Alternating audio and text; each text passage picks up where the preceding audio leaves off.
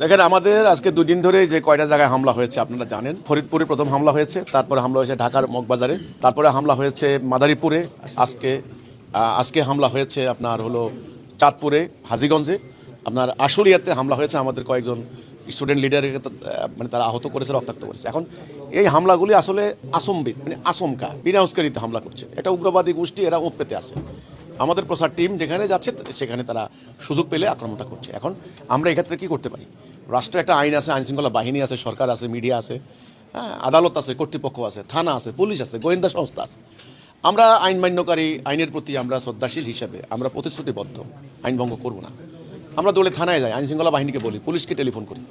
এখন তারা যদি হস্তক্ষেপ না করে, নিবৃত না করে, তাহলে তো কিছু করার নাই। আমরা আত্মরক্ষার প্রস্তুতি নেওয়া ছাড়া আর কোনো উপায় নেই।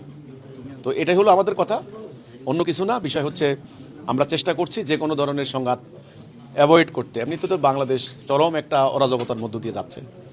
আমরা চাই না হিজবুত তৌহিদকে টার্গেট করে কেউ অরাজকতার আরেকটা শাখা খুলুক, সেটা আমরা চাই না। আমরা এই ব্যাপারে সতর্ক আছি, সজাগ আছি।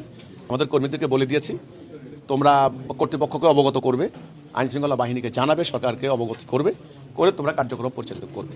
যদি কোনো উগ্রবাদী সন্ত্রাসী গোষ্ঠী বিনা উস্কানিতে হঠাৎ করে আচমকা আক্রমণ চালায়, চেষ্টা করবে প্রতিহত করতে। এই বাকিটুকু আল্লাহ ভরসা।